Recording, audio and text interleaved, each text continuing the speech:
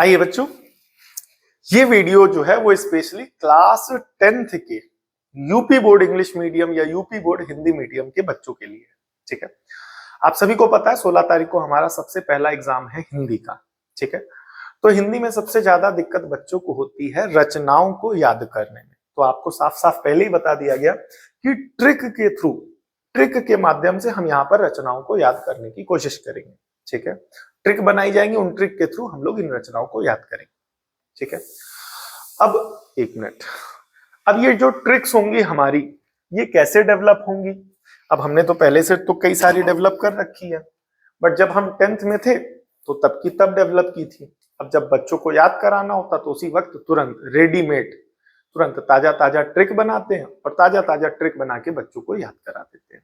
ठीक है, अब ये ट्रिक बनाने की तरीका कैसे मेरे दिमाग में आया या कैसे मैं ट्रिक बनाने लगा, इसके पीछे भी एक कहानी है, क्योंकि ये पहली वीडियो है चैनल पे जहां पर मैं आपको ट्रिक बनाना सिखाऊंगा। तो उसके पीछे की भी पूरी बात बता देता हूँ। मतलब स्टार्टिंग से ही यूपी बोर्ड इंग्लिश मीडियम पढ़ा हूँ, तो 8th तक जो हमारी हिंदी है वो बड़ी सिंपल है, साधारण है। लेकिन जैसे ही हम लोग 9th में आते हैं तो वहीं पर थोड़ा सा जो है दिक्कत होने लगती है हिंदी को लेकर के। 8th तक हिंदी पढ़ने में कोई दिक्कत नहीं, 2 से 3 चैप्टर आएंगे, 1-2 पोयम आएंगी, सब याद हो जाता था। बट जब हम लोग 9th में पहुंचे तो वहां ये रचनाएं पचनाएं, हिंदी गद्य साहित्य का इतिहास, हिंदी पद्य साहित्य का इतिहास, तो ये सारी चीजें आई। तो शुरुआत में कम समझ में आती थी। तो जिस स्कूल में पढ़ते थे उस स्कूल में ओरल टेस्ट भी हुआ करता था तब के समय, और रिटन टेस्ट भी होता था। तो रिटन टेस्ट में तो इधर उधर थोड़ा सा व्यवस्था करके इधर उधर से पास हो जाते थे 9th में हिंदी में। अच्छा, 9th को लेकर के, पढ़ाई को लेकर के सिंसियर भी हो गए थे, बिकॉज ये हो गया था कि 9th और 10th अगले साल बोर्ड है, तो अभी से थोड़ी सी सिंसियरिटी शो की जाए, पढ़ा जाए, ईमानदारी से समझा जाए। और तब हमारा ट्यूशन भी लग गया था, तो थोड़ी सी और सिंसियरिटी भी आ गई थी कि अब कोई सही से समझाने और पढ़ाने वाला मिल गया तो अच्छा से पढ़ा जाए। तो 9th में मेरा पूरा प्राइम फोकस जो था वो मैथ्स और साइंस में था। हिंदी इंग्लिश एसएसटी पर मेरा कोई फोकस और ध्यान था भी नहीं। फिर क्या हुआ कि अब हिंदी इंग्लिश अब जब ध्यान नहीं है तो फिर जाहिर सी बात है उसी हिसाब से नंबर आएंगे। तो अल्टीमेटली जब 9th लास्ट हुआ तो वो जो फाइनल एग्जाम था उसमें कहीं ना कहीं हिंदी में मेरे, एक सच बताएं तो फेल ही हो गए थे हिंदी में। तो वो थोड़ा सा मेरे को आहत हुआ उस बात से, यार हिंदी जैसे सब्जेक्ट में फेल हो गए, ऐसा कैसे हो गया। तो मेन दिक्कत वाइवा में ही फेल हुए थे, और वाइवा में ही मेन फेल होने का रीजन यही था कि उसमें ज्यादातर जितने भी ओरल क्वेश्चंस पूछे गए थे वो रचनाओं पर बेस्ड पूछे गए थे, तो फिर वो फेल हो गए। अब 9th का फाइनल हुआ और फिर थोड़ा सा एनालिसिस, मतलब थोड़ा सा यहाँ पर दिक्कत हुई कि भाई ये मेरा वीक जोन है। ये मुझे समझ में आ गया कि हिंदी गद्य साहित्य की रचनाएं, हिंदी पद्य साहित्य की रचनाएं और उन पर बेस्ड प्रश्न उत्तर। अब तो शायद प्रश्न उत्तर आते भी नहीं है या उस टाइप के नहीं आते, पहले तो डिस्क्रिप्टिव या वेरी शॉर्ट में आते थे तो पूरा लिखना होता था, अब तो ऑब्जेक्टिव फॉर्म में ही आ रहे हैं लगभग। तो ये मेरे को बड़ी दिक्कत हुई। तो मैंने कहा इसको क्या किया जाए, इसको कैसे तैयार किया जाए। तो मैंने कमिट किया अपने आप में, मन ही मन में, कि मैं रोज पढ़ूंगा हिंदी, भले आधा घंटा पढूं, भले 15 मिनट पढूं, लेकिन रचनाएं रोज पढ़ूंगा। तो वहीं से हमने रचनाएं रोज पढ़ना चालू करी भाई। अब जब पढ़ने चालू करी तो पूरे साल हिंदी पढ़ना चालू की। फिर अब डाइजेस्ट जो यूज करते थे वो विद्या की थी, तो उसमें भी 200-250 के आसपास गद्य की रचनाएं और 200-250 के आसपास पद्य की रचनाएं उतनी हुई। तो सब एकदम एकाएक पूरी। अब पूरे साल एक सब्जेक्ट को अगर आप पढ़ोगे तो जाहिर सी बात है, किसी भी चीज पे काम करो, बस अगर हम काम नहीं करते, मेहनत नहीं करते तो वो चीज हमें थोड़ी सी कम समझ में आती है। तो वहीं से फिर हिंदी का मामला हमारा सेटल हो गया और ओवरऑल फाइनल में 100 मार्क्स में 90 या 91 मार्क्स आए थे। तो रचनाएं जहां पर, जिसकी वजह से हम 9th क्लास के वाइवा में फेल हुए, तो वहीं से एक ऐसा सफर तय हुआ कि बोले कि 10th क्लास के बोर्ड एग्जाम पेपर में 90 या 91 मार्क्स आए थे। क्लियर हो गया? तो वो कंसिस्टेंसी की ही वजह से आए थे, कमिटमेंट की ही वजह से आए थे। और सिंपल सी बात है कि अगर पढ़ाई में हमारा कोई सब्जेक्ट वीक होता है तो हम उसे तैयार नहीं करते, पढ़ते नहीं, इसी वजह से वीक है। यहाँ पढ़ना चालू करते, काम करना चालू करते हैं, तो वहां वो चीज मजबूत होने लगती है। तो उसी पर बेस्ड तब जब हम साल भर हिंदी की रचनाएं पढ़ने लगे, वही पढ़ने लगे, तो थोड़ा सा एनालिटिकल दिमाग तो था ही मेरा, है अभी भी है। तो फिर वहीं से हमने कुछ जुगाड़ बना करके, मैंने कहा अगर ऐसे रटेंगे तो मामला गड़बड़ा जाएगा। तो फिर मैंने उसको कहानी बना बना करके याद करना चालू किया। ठीक है, तो जब कहानी बना बना करके याद करना चालू किया तो उस तरीके से फिर मामला जो है ठीक ठाक ओके हो गया हमारा। ठीक है, एक मिनट देख लेते हैं, थिंग्स आर ओके, ठीक है। तो अब यहां पर ध्यान से सुनना आप लोग, ठीक है, दिख रहा है ना, थिंग्स आर विजिबल, ओके। तो यहां पर इंस्टेंट, ठीक है, तो सबसे पहली जो रचना है हमारी, ठीक है, लाइट कलर यूज करें, येलो कलर, ओके, ब्लू, ठीक, ओके। तो पहली रचना है हमारी प्रेम सागर। कौन सी है बेटा? प्रेम सागर। पूरा अच्छे से समझना, ठीक है, जो बच्चे नए हैं, ठीक है। तो देखो सिंपल सी बात, इसकी ट्रिक क्या बनेगी, जो प्रेम के सागर में डूबेगा वो लल्लू लाल होगा, ठीक है, क्योंकि ये उम्र किसकी है? पढ़ने लिखने की है। अब हम लोगों को पढ़ना चाहिए, प्रेम संबंध में पढ़ना नहीं चाहिए। लेकिन अगर आपका कोई मित्र, आप या आपका कोई मित्र, आप ही या आपका कोई मित्र प्रेम संबंध में डूब रहा है या प्रेम के सागर में डूब रहा है, तो एक प्रकार का वो व्यक्ति क्या है? वो व्यक्ति है लल्लू लाल। वो व्यक्ति क्या है बेटा? वो व्यक्ति है लल्लू लाल। तो प्रेम सागर लल्लू लाल, प्रेम सागर लल्लू लाल। रचना याद हुई कि नहीं याद हुई? तो प्रेम सागर क्या होगा? लल्लू लाल, ठीक है। अगली रचना। और दूसरी बात, ये जो कहानियां बनाई जाएंगी कि अब जो प्रेम के सागर में डूबेगा वो लल्लू लाल होगा, इसका वास्तविक जीवन से कोई लेना देना नहीं है। जितनी भी रचनाएं याद करने के लिए हम आपको ट्रिक या कहानी बना करके बनाएंगे, बताएंगे, उसका वास्तविक जीवन से कोई लेना देना नहीं है, मैं आपको पहले ही बता दे रहा हूं, ठीक है। अगली है सुख सागर, ठीक है। तो बोले क्या? सुख के सागर में जो डूब जाता है। अब देखो, सुख सागर सदा सुख लाल, ठीक है। मतलब क्या? जो व्यक्ति सुख के सागर में डूबेगा, जो व्यक्ति सुख के सागर में डूबेगा वो सदा सुख लाल कहलाएगा। यहां से रचना क्या बनी? सुख सागर सदा सुख लाल। जो व्यक्ति सुख के सागर में डूबे तो वो क्या रहेगा? सदा सुख रहेगा, तो सदा सुख लाल। समझ में आया कि नहीं यार? जो व्यक्ति सुख के सागर में डूबेगा वो व्यक्ति क्या होगा? सदा सुख लाल होगा, ठीक है। अगला, अगली रचना है नानक देव। अगली रचना कौन सी है बेटा? नानक देव। एक मिनट रुकिएगा, ठीक है, okay, moving to the next. अगली रचना है नानक देव। नानक देव की रचना है हजारी। नानक देव रचना जो लिखी है वो किसने लिखी है? हजारी प्रसाद द्विवेदी ने। गुरु नानक देव। तो अब आप सभी को पता है गुरु नानक देव कौन भाई? गुरु नानक देव। अब आप सभी को पता है गुरु नानक देव, ठीक है। अब जो हमारा सिख धर्म है उसके संस्थापक हैं गुरु नानक देव। क्लियर हो गया कि नहीं हो गया? तो अब जहां भी हम लोग, आपने देखा होगा जो हमारे सिख भाई होते हैं उनका जो मेन टेम्पल है या उन कहाँ है? Golden temple. या वो जब कभी भी कोई अपना पर्सनल कार्यक्रम करते हैं तो वो क्या करते हैं? लंगर करते हैं, और उस लंगर में हजारों लोगों को क्या करते हैं? भोजन पवाते हैं। तो बोले क्या? तो ये जो गुरु नानक देव हैं, तो बोले क्या हजारों लोगों को भोजन पवाते हैं कि नहीं पवाते? तो हजार लोगों को भोजन पवाते हैं, और भोजन एक प्रकार का क्या होता है? प्रसाद। तो हजारी प्रसाद द्विवेदी। तो बोले क्या? गुरु नानक देव ने हजार लोगों को प्रसाद पवाया। बोले क्या? गुरु नानक देव हजारी प्रसाद द्विवेदी। गुरु नानक देव हजारी प्रसाद द्विवेदी। क्या बेटा? गुरु नानक देव हजारी प्रसाद द्विवेदी। अगला, ठीक है, अगला, अगली रचना रहेगी हमारी, बोले क्या? योग वशिष्ठ। योग वशिष्ठ राम प्रसाद निरंजनी। योग वशिष्ठ राम प्रसाद निरंजनी। अच्छा, अब निरंजनी शब्द कहां सुना है? आप लोगों ने सुना होगा निरंजनी अखाड़ा, ठीक है। तो बोले क्या? निरंजनी अखाड़ा में क्या सिखाया जाता है? योग। और योग कौन सिखाता है? वशिष्ठ, ऋषि वशिष्ठ सिखाते हैं, ठीक है। तो योग वशिष्ठ राम प्रसाद निरंजनी। क्लियर हो गया कि नहीं हो गया? ये आई होप याद हो जाएगा। योग वशिष्ठ क्या हो जाएगा? राम प्रसाद निरंजनी।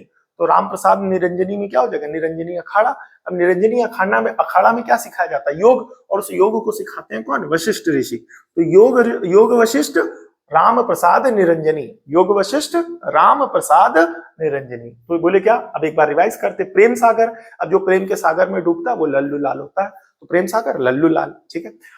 सुख सागर, अब सुख सागर बोले क्या? जो सुख के सागर में डूबेगा वो सदा सुखी रहेगा, तो सुख सागर सदा सुख लाल। अगला, गुरु नानक देव। गुरु नानक देव ने क्या किया था? हजारों लोगों को प्रसाद पवाया था, तो हजार प्रसाद मतलब हजारी प्रसाद द्विवेदी। अगला क्या है? योग वशिष्ठ। अब योग वशिष्ठ, वशिष्ठ ऋषि योग कहाँ सिखाते थे? निरंजनी अखाड़े में। तो किसको सिखाते थे? अब देखो, राम प्रसाद को सिखाते थे। निरंजनी अखाड़े में क्या सिखाते थे? राम प्रसाद। तो इसको भी ऐड ऑन कर लो कहानी का हिस्सा कि योग वशिष्ठ, योग सिखाने वाले वशिष्ठ ऋषि कहाँ योग सिखाते थे? निरंजनी अखाड़े में सिखाते थे। और किसको सिखाते थे? राम प्रसाद। तो योग वशिष्ठ राम प्रसाद निरंजनी, ठीक है। अगला, रानी केतकी की कहानी, क्या बेटा, रानी केतकी की कहानी मुंशी इंशा अल्लाह खां। तो रानी केतकी की कहानी किसने सुनाई थी? रानी केतकी की कहानी सुनाई थी मुंशी इंशा अल्लाह खां ने। रानी केतकी की कहानी किसने सुनाई थी? मुंशी इंशा अल्लाह खां ने। ठीक है, तो ये ऐसे हो गया, रानी केतकी की कहानी किसने सुनाई थी? मुंशी इंशा अल्लाह खां ने। ऐसे याद कर लिया। अगला, अब जरूरी नहीं हर बार उतनी ही पकड़ के साथ या उतने ही अच्छे तरीके से हमारी जो कहानी है, जो ट्रिक है, वो डेवलप हो। ठीक है, अब पर्पस ये भी है कि आप यहां से सीखें और यहां से सीख करके काव्य की रचनाओं को भी इसी तरीके से याद करना और समझना। बेसिकली इस तरीके से अगर आप याद करेंगे तो दिमाग में कुछ दिनों तक वो रचनाएं टिकती हैं। अब यहां से पढ़ने के बाद ये थोड़ी होगा कि अब आप सीधे बोर्ड एग्जाम पेपर में जाओ और वहां पर आपको ये सारी रचनाएं याद होंगी, नहीं। यहाँ पर ये जो तरीके दिखाए, बताए जा रहे हैं, सिखाए जा रहे हैं, समझाए जा रहे हैं, अब इनको फॉलो करो और इनको फॉलो कर करके बार बार इनको पढ़ो और इनको समझो और इनको समझने के बाद अन्य अब जब कभी भी रचनाएं याद करना तो इसी प्रकार से करना, तो दिमाग में कुछ दिनों तक टिकेंगे। ठीक है, आगे, कलम का सिपाही। कलम का सिपाही क्या होता है? अमृत राय। कलम का सिपाही क्या बेटा? अमृत राय। मतलब कलम का सिपाही अमृत राय। क्लियर हो गया कि नहीं हो गया? अब इसकी ट्रिक क्या बनाए? ठीक है, जो कलम थी, कलम का जो सिपाही था वो कौन था? अमृत राय। कलम का जो सिपाही था वो क्या था? अमृत राय। ठीक है, अच्छा, कलम का सिपाही कौन था? अमृत राय। ठीक है, अगला देखेंगे, गोदान। गोदान प्रेमचंद। गोदान प्रेमचंद। गोदान का मतलब गाय का दान। गोदान का मतलब क्या हो गया? गाय का दान। ठीक है, अब हमने आपको ऑलरेडी बता रखा है कि इनका वास्तविक जीवन से कोई लेना देना नहीं है, जो भी ट्रिक्स या कहानियां बनाई जाएंगी। तो गोदान, गोदान का क्या होगा?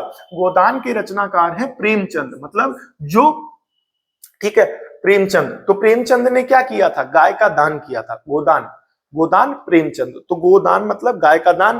गाय का दान किसने किया था? प्रेमचंद जी ने गाय का दान किया था। तो गोदान प्रेमचंद, गोदान प्रेमचंद। अगला, नवरस गुलाब राय।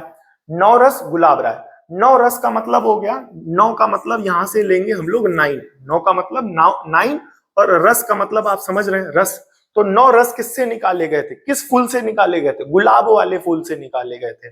और उसको निकाला किसने था? राय साहब ने निकाला था। किसने निकाला था? राय साहब ने निकाला था। तो बोले क्या? 9 रस गुलाब राय। तो 9 रस किसने निकाले थे? 9 रस गुलाब से निकले थे और निकाले किसने थे? राय साहब ने। ठीक है, अगला, निराला की साहित्य साधना रामविलास शर्मा। निराला की साहित्य साधना रामविलास शर्मा। तो निराला की जो साहित्य की साधना चल रही थी, निराला, निराला की जो साहित्य की साधना चल रही थी वो किसने करवाई थी? रामविलास शर्मा जी ने करवाई थी। बोले किसने करवाई थी? रामविलास शर्मा जी ने करवाई थी। ठीक है, निराला की साहित्य साधना मतलब निराला जो व्यक्ति थे उनकी जो साहित्य की साधना थी वो किसने करवाई थी? रामविलास शर्मा जी ने करवाई थी। अगली, कर्मभूमि प्रेमचंद। कर्मभूमि प्रेमचंद, प्रेमचंद की। अच्छा, गोदान। अच्छा, अब इसको दोनों को कंबाइन करो। गोदान मतलब गाय का दान, और गाय का दान किसने किया था? प्रेमचंद जी ने। और प्रेमचंद जी ने कहां पर किया था? कर्मभूमि पे। मतलब प्रेमचंद जी ने अपनी कर्म भूमि पे गाय का दान किया। तो गोदान और कर्म भूमि किसकी रचना हुई? प्रेमचंद की हुई। मतलब कि गोदान मतलब गाय का दान किसने किया? प्रेमचंद जी ने। तो गोदान मतलब गाय का दान जब प्रेमचंद जी ने किया तो कहां पर किया था? अपनी कर्म भूमि में किया था। कहां पर किया था? अपनी कर्म भूमि पर किया था। तो गोदान प्रेमचंद और कर्म भूमि प्रेमचंद। ठीक है, अगला देखेंगे यहां पर, अगला है तितली। तो तितली उड़ी थी तो किसके ऊपर जाकर के बैठी थी? शंकर जी के ऊपर। ठीक है, तो तितली जब उड़ी थी तो वो किसके ऊपर जाकर के बैठी थी? शंकर जी के ऊपर बैठी थी। तो बोले क्या? तितली जयशंकर प्रसाद। तितली जयशंकर प्रसाद। अब याद रहेगा ना कि तितली उड़ी थी तो किसके ऊपर जाकर के बैठी थी? जयशंकर प्रसाद जी के ऊपर। ठीक है, अगला, सिद्धांत और अध्ययन गुलाब राय। सिद्धांत और अध्ययन गुलाब राय। ठीक है, सिद्धांत और अध्ययन गुलाब राय। अब ध्यान से सुनो बेटा। ठीक है, 9 रस, नए 9 रस निकाले गए थे किससे? गुलाब से निकाले गए थे। तो वो जो 9 रस निकले थे वो कैसे निकले थे? सिद्धांत का अध्ययन करके। सिद्धांत का अध्ययन करके 9 रस यानी 9 रस निकाले गए थे। ठीक है, तो 9 रस गुलाब राय और सिद्धांत और अध्ययन गुलाब राय। क्लियर हो गया? अच्छा, जब सिद्धांत का अध्ययन किया गया था क्या निकालने के लिए? 9 रस निकालने के लिए।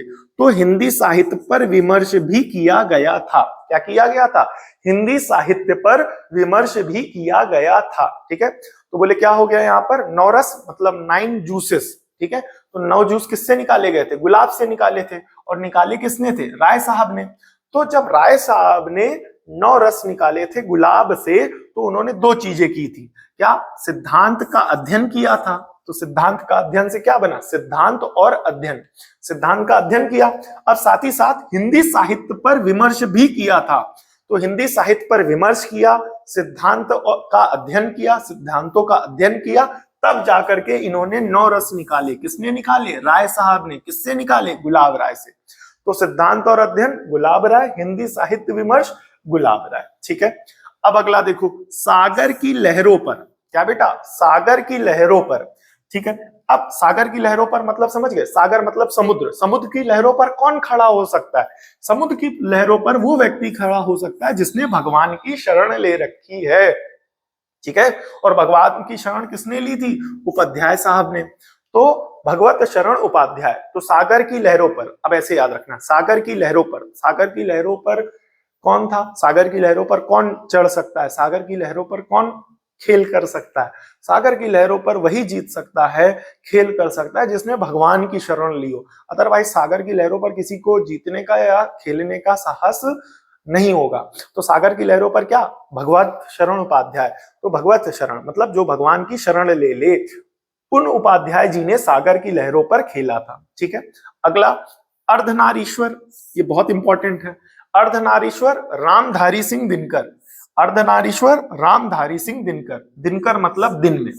अब देखो, अभी पेपर चल रहा है, पेपर चलने के बाद क्या आ जाएगी? गर्मी। तो गर्मी में दिन बड़े होने लगेंगे कि नहीं? तो जब दिन बड़े होने लगेंगे, तो रात में हम स्त्री हो जाएंगे और दिन में पुरुष हो जाएंगे। तो बोले क्या? तो जब आधे स्त्री और आधे पुरुष, तो बोले क्या? अर्धनारीश्वर। आधे स्त्री और आधे पुरुष मतलब अर्धनारीश्वर। तो अर्धनारीश्वर का स्वरूप किसने धारण किया था? रामधारी सिंह दिनकर ने। रामधारी सिंह ने धारण किया था। कब धारण किया था? दिन में किया था। तो बोले क्या? अर्धनारीश्वर मतलब आधा नारी का स्वरूप किसने धारण किया था? रामधारी सिंह ने। और रामधारी सिंह ने कब धारण किया था? दिन में। क्लियर हो गया कि नहीं हो गया? अगला, अगला ध्यान से देखिएगा, क्या भूलूं क्या याद करूं। क्या भूलूं क्या याद करूं, ये रचना है। अब यहां पर ध्यान से सुनिएगा, मैं फिर से बता रहा हूं कि ये जो भी मैं बता रहा हूं इसका एक्चुअल लाइफ से कोई लेना देना नहीं, बस आपको याद करने के लिए इन रचनाओं को एक कहानी का स्वरूप दिया जा रहा है। ठीक है, तो अब यहां पर क्या भूलूं क्या याद करूं किसकी रचना है? हरिवंश राय बच्चन जी की। ठीक है, अब ये हरिवंश राय बच्चन जी कौन थे? ये अमिताभ बच्चन जी के पिता थे। ठीक है, तो अमिताभ बच्चन जी के पिताजी वो बार बार क्या होते थे? वो कहते थे क्या भूलूं क्या याद करूं। तो बोले क्या? हरिवंश राय बच्चन जी। ठीक है, तो हरिवंश राय बच्चन जी किसके पिताजी थे? अमिताभ बच्चन जी के पिताजी थे। तो मतलब अमिताभ बच्चन जी के पिताजी हरिवंश राय बच्चन जी, और वो बार बार कहते थे, बोले क्या कहते थे? क्या भूलूं क्या याद करूं। समझ में नहीं आ रहा, क्या भूलूं क्या याद करूं। ठीक है, आगे देखेंगे, ठेले पर हिमालय। कोई व्यक्ति ठेले पर हिमालय लेकर के कब चल सकता है? खुद सोच के बताओ। जब उसने धर्म को जीता हो, धर्म का वीर हो वो। तो ठेले पर हिमालय धर्मवीर भारती। ठेले पर हिमालय धर्मवीर भारती। ठेले पर हिमालय धर्मवीर भारती। ठीक है, तो क्या भूलूं क्या याद करूं, तो कौन था जो बार बार भूल जाता था और याद करता था? अमिताभ बच्चन जी के पिताजी यानी हरिवंश राय बच्चन। ठीक है, अब ठेले पर हिमालय, ठेले पर हिमालय कौन लेकर के चल सकता है? जिसने धर्म को जीता हो यानी धर्मवीर भारती। ठीक है, अगला अजंता। अजंता, अजंता भगवत शरण उपाध्याय। अजंता भगवत शरण उपाध्याय। अब देखो इनको कंबाइन करो, इनको क्या करो? कंबाइन करो। इनको कंबाइन करना है बेटा, भगवत शरण उपाध्याय जी की 2 रचना। एक क्या है? भगवत शरण उपाध्याय सागर की लहरों पर। भगवत शरण उपाध्याय, भगवत शरण उपाध्याय। ठीक है, सागर की लहरों पर। और अगला क्या है? अजंता। अजंता के भी रचनाकार कौन है? भगवत शरण उपाध्याय। तो देखो बेटा, भगवत शरण उपाध्याय, उपाध्याय जी ने भगवान की शरण ली थी। तो जब भगवान की शरण ली थी तो वो सागर की लहरों पर खेल रहे थे कि नहीं ले रहे थे? याद आया? उपाध्याय जी ने भगवान की शरण ली, भगवत शरण ली। तो जब भगवान की शरण ली तो सागर की लहरों पर खेलने लगे। लेकिन उन्होंने भगवान की शरण कहाँ ली थी? अजंता की गुफाओं में। कहाँ ली थी? अजंता की गुफाओं में। तो भगवत शरण उपाध्याय, भगवान की शरण उपाध्याय जी ने ली थी। उन उपाध्याय जी ने भगवान की शरण कहाँ ली थी? अजंता में। तो अजंता, भगवत शरण उपाध्याय। अब जब भगवान की शरण ली थी तो बोले क्या कर रहे थे? वो सागर की लहरों पर खेलने लगे। तो सागर की लहरों पर खेलने का मतलब ये हो गया कि सागर की लहरों पर कौन खेल सकता है? जो भगवान की शरण ले ले। और भगवान की शरण किसने ली थी? उपाध्याय जी ने। तो भगवत शरण उपाध्याय सागर की लहरों पर, और उन्हीं की रचना है अजंता। और उन्होंने भगवान की शरण कहाँ ली थी? अजंता में।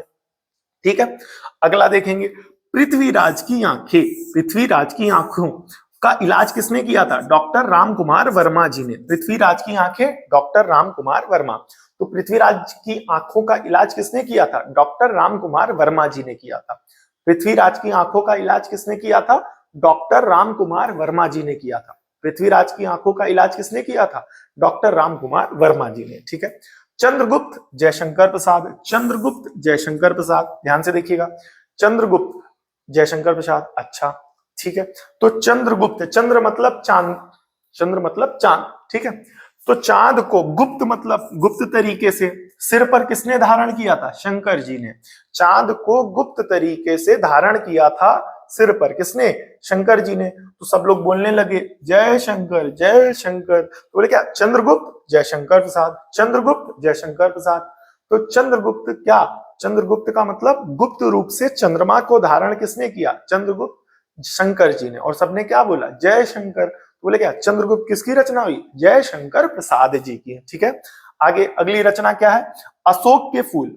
अगली रचना क्या है बेटा? अशोक के फूल। अशोक के फूल, ठीक है, हाँ 23 नंबर। ठीक है, अशोक के फूल हजारी प्रसाद द्विवेदी। अशोक के फूल हजारी प्रसाद द्विवेदी। अब देखो, अच्छा, गुरु नानक देव। गुरु नानक देव, गुरु नानक देव क्या थे? बोले क्या? जिन्होंने सिख धर्म की स्थापना की, सिख पंथ। ठीक है, तो गुरु नानक देव, अब उन्होंने जब स्थापना की तो वो लोग क्या करते हैं? हजारों लोगों को प्रसाद पवाते कि नहीं पवाते? तो हजारी प्रसाद द्विवेदी। अब वो हजारों प्रसाद किससे लाते हैं? वो लोग हजारों प्रसाद, इतने सारे लोगों को प्रसाद की व्यवस्था कहां से करते हैं? अशोक के फूल से। ठीक है, आप लोगों ने देखा होगा कि जब लंगर होता है तो कई हजार लोगों को पवाया जाता है, प्रसाद पवाया जाता है। तो वो जो प्रसाद आता है वो कहां से आता है? अशोक के फूल से। कहां से आता है बेटा?